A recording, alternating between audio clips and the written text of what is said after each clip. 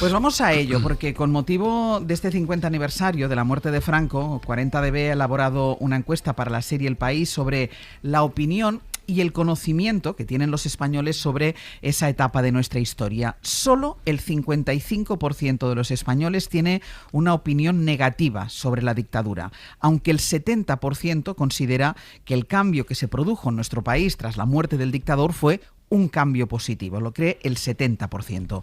Miguel Ángel Muñoz Encinas, buenos días de nuevo. Hola Ángel, buenos días de nuevo. A ver, la encuesta es muy amplia, es muy larga, la tienen completa además, la pueden estudiar, analizar, ver y releer en nuestra web, en cadenaser.com, así que lo que vamos a hacer nosotros es empezar por la valoración histórica del franquismo, porque es llamativo el bajo porcentaje de la opinión negativa que tienen los ciudadanos sobre el régimen. Ya decíamos que solo el 55%, el 25% considera que el franquismo no fue ni bueno ni malo y el 15% tiene incluso una visión positiva. Este último porcentaje se explica por la visión que tienen sobre todo los votantes del Partido Popular y de Vox. La mayoría del electorado de la derecha no tiene una opinión negativa. Sí, los votantes de derecha son mucho menos críticos con el franquismo que la población general. De hecho, en Vox hay más partidarios que detractores del régimen. Entre los votantes del partido de ultraderecha, solo el 17% lo valora mal o muy mal, el 37% ni bien ni mal y el 42% tiene una opinión positiva o muy positiva de Franco.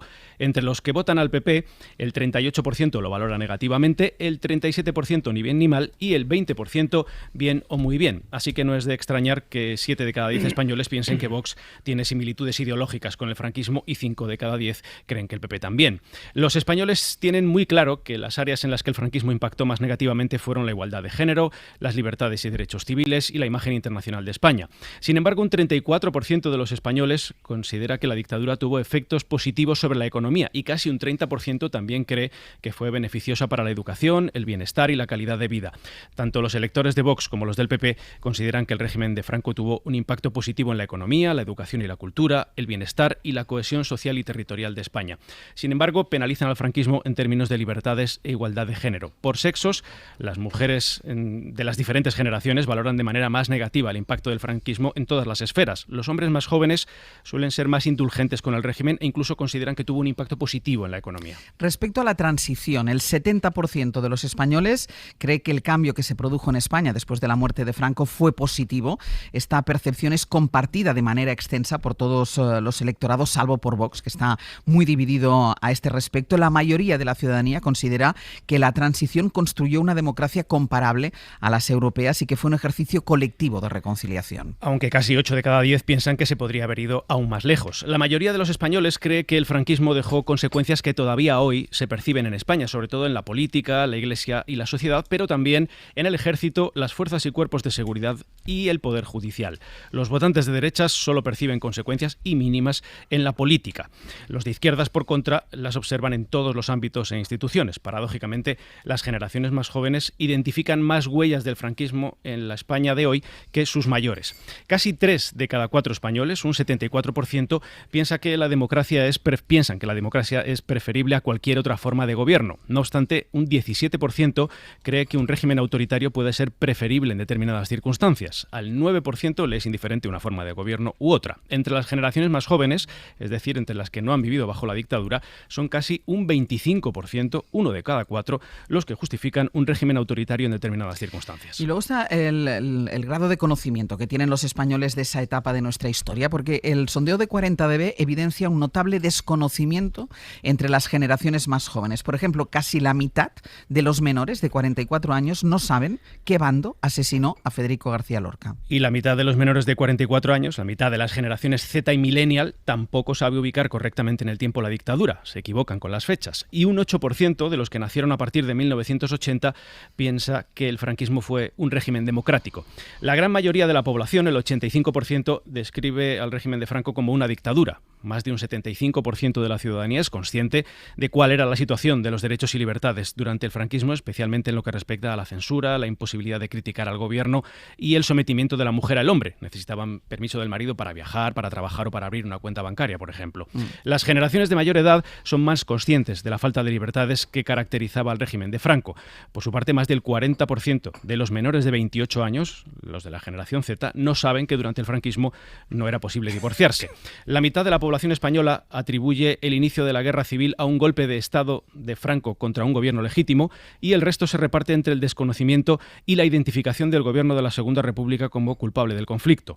Entre los votantes de la derecha, tanto PP con un 44%, como Vox con un casi 53%, son amplia mayoría los que creen que el gobierno de la Segunda República fue el responsable del estallido civil. Y por último, Miguel, la cuestión pendiente sobre nuestro pasado reciente que más consenso genera entre los españoles es que hay que abrir las fosas comunes y devolver los restos a sus familiares. Lo piensa el 70% de los encuestados. Además de abrir las fosas comunes y devolver los restos, la mayoría de los españoles, un 58%, considera que hay que retirar la simbología franquista de los espacios públicos. Un 31% por ciento sigue pensando que no, pero hay otras cuestiones que generan más división. Sí, por ejemplo, la memoria histórica. La mitad de los encuestados cree que divide a la sociedad frente al 41% que opina lo contrario. Por cierto, casi 3 de cada 4 españoles no consideran necesario conmemorar públicamente el 50 aniversario de la muerte de Franco. También genera división la exhumación del dictador. Aunque la mayoría de los encuestados, el 46%, respalda que sus restos fueran sacados del Valle de los Caídos, el 41% critica la decisión que adoptó el gobierno. La derogación de leyes regionales de memoria por parte de PP y Vox también suscita debate, 45% en contra, 37% a favor. Por electorados, los votantes de PP y Vox critican que se hayan exhumado los restos de Franco y también se oponen a que se retire la simbología franquista del espacio público. Miguel, gracias. A vosotros. Estos son los datos que arroja, insistimos, es una encuesta muy extensa de 40 dB para la serie El País, que pueden consultar con detalle en nuestra página web. Este es el resumen de lo más destacado, los datos que más nos han llamado la atención. Y no sé, Ignasi, si algo te ha sorprendido de lo dicho o es lo que uno se puede imaginar. Bueno, es lo que uno se puede imaginar, porque en España todavía no se enseña historia de España, ¿no? Y la memoria histórica pues no existe, ¿eh? O sea que hay mucha retórica sobre la memoria histórica, pero no está ahí. Por tanto, es lo lógico, cuando se ha ocultado la realidad de la historia del siglo XX a España, a los españoles, en la escuela, pues que salga esto, ¿eh? Y se ha ocultado desde los dos lados, o sea, desde todos los lados posibles. Yo creo que hay una ignorancia estructural que tiene muchas causas. Una de las causas raras que yo nunca he entendido bien es que en España, a diferencia de lo que ocurre en prácticamente ningún sitio, hay partidos hoy que se consideran herederos de los partidos de los años 30 de una manera enfermiza. Enfermiza, digo en mi opinión. O sea, pongo un ejemplo. Que el PSOE se considere heredero del Largo Caballero. No lo entiendo. Yo no entiendo. O sea, entiendo que el PSOE puede considerar que hay una cierta continuidad. Pero ¿qué hace el PSOE defendiendo a Largo Caballero como si fuera un militante constitucional del PSOE del año 2025?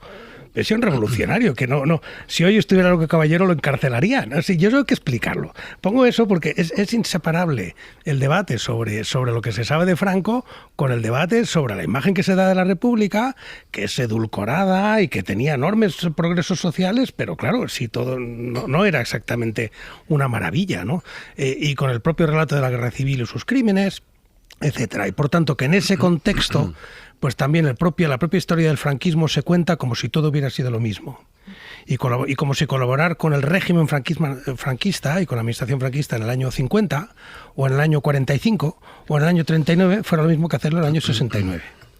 Que es como decir que participar ser aliado de Ceausescu es lo mismo que estar en Brasil y que estar parte de la administración o formar parte de la administración brasileña, que es un tipo de dictadura, la dictadura de Brasil, que se parece mucho a la de Franco del final, ¿eh? En la que efectivamente ahí tenemos esa película que ganó el Oscar, pues crímenes contra de oponentes políticos, etcétera, pero eso no tenía nada que ver con el régimen represor del principio. Todo eso no se explica, se habla del franquismo como un todo. Y efectivamente, pues el resultado de toda esa bazofia educativa, pues es que la gente en este momento, pues unos consideren que todo el franquismo del 39 al 75 fue un régimen ultra represor, ya digo, como Ceausescu, y no es verdad. Sencillamente no es verdad que el franquismo del año 74, 73, 70 fuera Ceausescu, y me decir eso es mentira, pero a la vez también es exactamente igual de mentira pensar que todo el franquismo fue un régimen pues en el que prácticamente el único problema es que las mujeres no podían tener cuenta corriente y los homosexuales no tenían libertad, ¿no? Aroca. Bueno, yo es que creo que Franco sigue vivo. Y lo digo apoyándome en la teoría de Ernesto Kantorevich, que hablaba en la teoría de los dos cuerpos. Franco ha muerto físicamente, en el cuerpo mortal, físico, pero el franquismo no ha muerto. Pensar que desde que murió el caudillo, por cierto en la cama, con escasa oposición, a pensar que de pronto toda España se convirtió en demócrata, eso es una falacia más de la transición. Eso es mentira, sencillamente.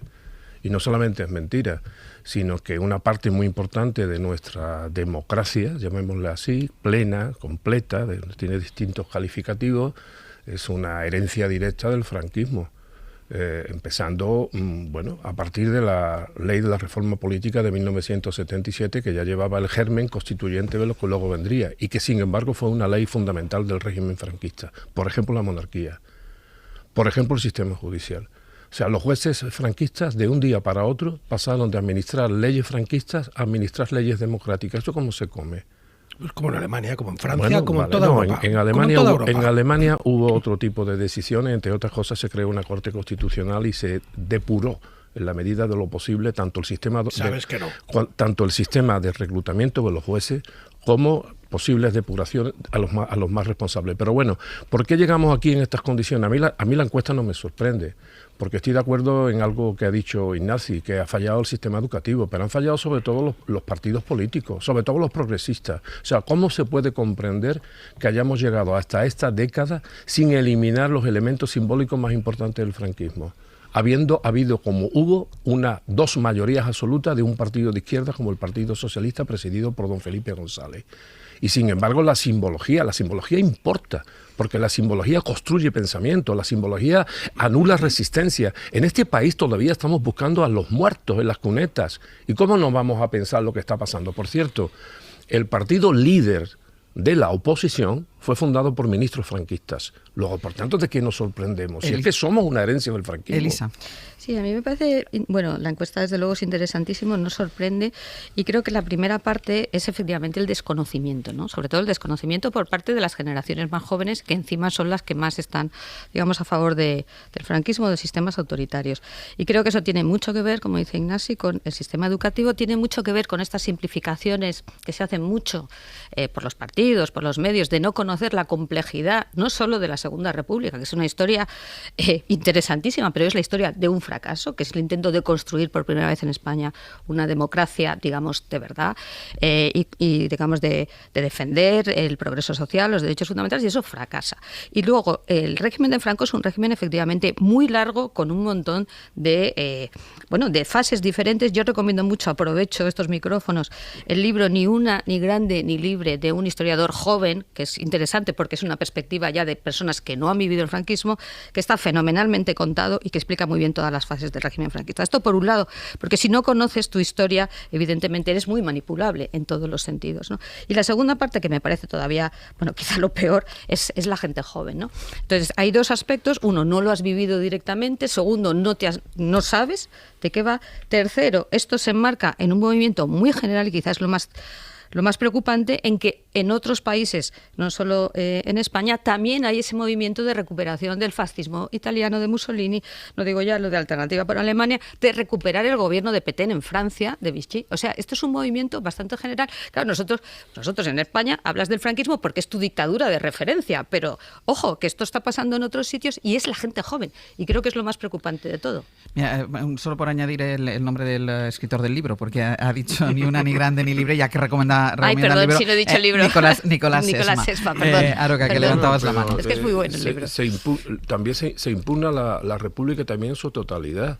A lo mejor es bueno que la gente que nos escucha sepa que de lo poco que duró la República, una parte importante, como mínimo 2 años, fue gobernada por una derecha, por cierto, insaciable, la derecha Belarus, la derecha de la seda, que precisamente si mira uno el calendario legislativo de aquellos 2 años de bienio negro, que es como se llama en algunos ámbitos, uno también se puede explicar hasta qué punto la República tuvo innumerables enemigos internos. Y hablar del fracaso de la República... Sin duda tuvo enemigos internos. Hablar del fracaso de la República sin olvidar que fue derrocada por un golpe militar, cívico-militar diría yo. Cívico-militar, hombre, eso también creo que debería... Y por último, y termino una cosa. Yo recuerdo cuando era muchacho que había un kiosco allí en la avenida de la Cruz Roja, cerca donde yo vivo en Sevilla, y siempre había allí en el kiosco una revista que se llamaba Por Tierra, Mar y Aire.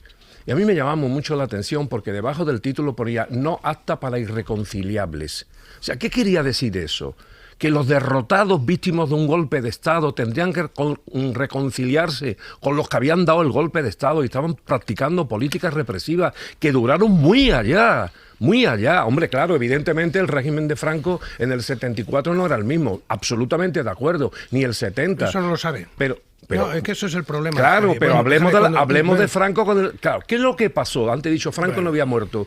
¿Por qué siguió? Hombre, porque los grandes poderes económicos sabían que el tinglao lo tenían en Europa. Y en Europa no nos dejaban entrar por fascistas. Digámoslo así, por fascistas. Bueno, como iba de recomendar, yo recomiendo el artículo de Ignacio Peiró en El País de Hoy, que es un artículo espléndido, en el que describe muy bien cómo el relato del franquismo lo ha hecho la izquierda, ahogando la posibilidad de una derecha democrática como si fuera algo a lo que hay que perdonar. Y no es así. Y me parece está muy bien descrito, no tengo tiempo de leer entero el artículo de Peiró, por tanto animo a los oyentes a que lo vayan y lo lean, ¿no? Es decir, hay un tema aquí de relato. Yo no creo que en este programa Ángels nos pida ahora que seamos nosotros los que hagamos ahora la historia de España, y por tanto no toca a quien quiera que se vaya a leer el Ni una grande ni libre.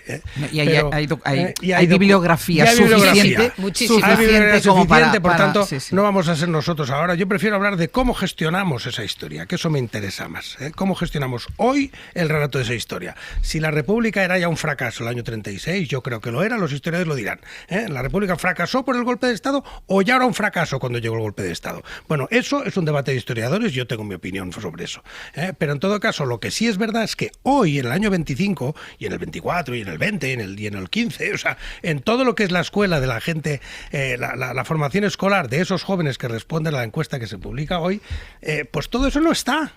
Todo eso no está, es un paréntesis en el que en el mejor de los casos se dice, miren, esto es muy complicado, por tanto pasamos prácticamente de la guerra de Cuba a la transición. Y entonces también se transmite una idea de la transición en la que no se sabe bien de qué se está transicionando, porque se explica la transición sin saber de dónde venía. Se explica que llega Suárez sin saber lo que era el movimiento. Se explica lo que era Carrillo, que llega, en el mejor de los casos, que llega sin saber lo que fue la represión al Partido Comunista. Pero no se explica nada de lo que es esa represión franquista y esa realidad. Y por tanto, eso es una responsabilidad grave de nuestro sistema educativo a derecha e izquierda. Y como hoy gobierna quien gobierna, pues yo quiero decir que, y ha gobernado muchos años, pues le pongo esa responsabilidad también al PSOE, que tuvo mayoría absoluta para hacer un programa educativo y durante muchos años, el PSOE de Felipe, el PSOE actual, y que simplemente no lo ha hecho y ha seguido construyendo un relato que no se corresponde a la verdad. Las causas de eso son múltiples. Y donde sí estoy muy de acuerdo es que todo eso hoy, desgraciadamente, se mezcla con una realidad política de presente que no es solo española, que es intentar recuperar pues unos valores de extrema derecha que se ven reflejados en esa etapa idealizada. Elisa. Sí, no, yo un poco insistir en esta idea de que tú puedes mitificar cualquier cosa si no la conoces bien, ¿no? Y yo creo que estábamos hablando, ¿por qué esta mitificación del franquismo o de Mussolini, de lo que sea? Digo, bueno, porque partes de un desconocimiento radical. Y en relación con lo que decía Ignasi, que me parece muy interesante también, ese fracaso de no haber conseguido poner en un programa educativo no un relato, sino una historia, que sea una historia, digamos, no tan compleja como la de los libros especializados, que cuente un poco de dónde venimos. Estoy totalmente de acuerdo. O sea, ¿y por qué no hay ese relato? Porque no ha habido realmente un esfuerzo de consenso de contar esa parte. Y con perdón, es que han pasado 50 años desde que se murió Franco. ¿Cómo es posible que no se pueda contar en los colegios o las universidades un relato, una historia, más o menos, digo, de consenso en el sentido de bien explicada, que todo el mundo pueda entender efectivamente por qué llegamos a la transición y de dónde venía Adolfo Suárez? Pero oiga, esto, o de dónde venía Santiago Carrillo. Y quiero decir una cosa que muchas veces oigo, es que España tiene una historia muy complicada. Oiga, mire, Alemania tiene una historia más complicada y eso no pasa, y eso no pasa. O sea, se explica a los escolares. Yo he visto niños de los colegios yendo a campos de concentración porque es obligatorio ir en la enseñanza secundaria y entender qué es lo que pasó. Porque si no entiendes lo que pasó, tienes muchas posibilidades de que eso vuelva a pasar. Y yo creo que a mí lo que más me preocupa de esta encuesta es lo de la gente joven. Pero ¿cómo es posible que estés hablando de Franco, de una dictadura, como algo deseable? Y yo creo que eso es un fracaso de verdad del sistema educativo. A mí hasta me sorprende más que el porcentaje de gente que no sabe qué bando mató a Lorca. Bueno, pero es que decir, pero eso es un fracaso del sistema educativo, estamos de acuerdo, ¿no?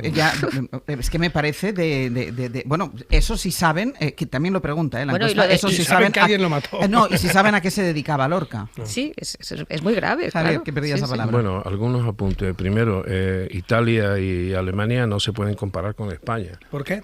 Pues porque en Italia, somos en Italia y en Alemania, el nazismo y el nazismo y el fascismo fueron derrotados, y aquí el fascismo no se derrotó. ¿Y Brasil? Aquí murió en la cama. Yo estoy hablando de lo que habéis citado de Italia. No, yo te saco Brasil también. Bueno, es que el excepcionalismo español es parte del problema. Sí, por eso te contradigo. Un segundo, te contradigo por eso, porque el excepcionalismo español, esa sensación de que el franquismo es algo único en el planeta y lo que hemos vivido aquí no existió en ningún sitio del planeta, es parte de nuestro problema y de nuestra incapacidad. Bueno, parte de nuestro problema es interpretar correctamente lo que nos ha propuesto la directora, que es la encuesta que ha salido. Y se ha salido a la conversación Italia y Francia, y yo digo que los italianos con ayuda y los alemanes con ayuda derrotaron al fascismo. Mucha ayuda. A nosotros, sin embargo, no nos ayudaron, con la excepción honorable de las brigadas internacionales. A nosotros se practicó una política de no intervención, entre otras, por la descomposición francesa en ese estado que tú antes has citado, que fue la Francia nazi de Pétain, que ahora dicen que quiere volver. O sea, la historia es la historia. Lo demás son otras cosas. Por tanto, el nazismo y el fascismo fueron derrotados. Aquí no. Aquí el fascismo ha perdurado y perdura. Insisto en que perdura. En algunos casos camuflado con siglas aparentemente decentes y democráticas, pero no es cierto. Eso es lo primero. Segundo, hombre, yo no voy a introducir en mi mochila que el fracaso de un sistema político tenga que tener necesariamente una respuesta automática en forma de golpe de Estado. Claro que no. Nadie ha dicho eso. Nadie ha dicho eso. Pero no daros por aludidos si yo no lo digo. Yo lo único que digo es que por mucho que fracase un sistema democrático tiene mecanismos internos, por ejemplo las elecciones, para que las cosas cambien. Ahora, sostener, no digo que seáis ustedes, sostener que ante un fracaso político pongamos que la última legislatura de la República, la solución es un golpe de Estado militar. Eso? Hoy mucha gente lo sostiene, mucha gente. Y por último, cuando uno no se explica qué pasa con la juventud, yo tengo una explicación. Voy a mentar a Jean-Luc Godard. Jean-Luc Godard, que cineasta francés, lo conocéis todos, decía que la objetividad en los medios de comunicación no significaba darle 5 minutos de cobertura a un demócrata y otros 5 a Hitler. Sobre todo cuando Hitler, el Hitler que sea, el de ahora, se jacta de cabalgar en las estructuras democráticas para destruirlas. ¿Y qué es lo que está pasando de este tiempo con relación al mío? En el mío, que había muchos franquistas y había mucho violento de extrema derecha en la facultad, por ejemplo, nadie le daba una entrevista, no se paseaban por ningún plató. Y hoy día los fascistas y los golpistas se están paseando por todos los platós de los medios de comunicación de España. Eso explica también la respuesta de los jóvenes y de los menos jóvenes a la situación política que está padeciendo el Estado español.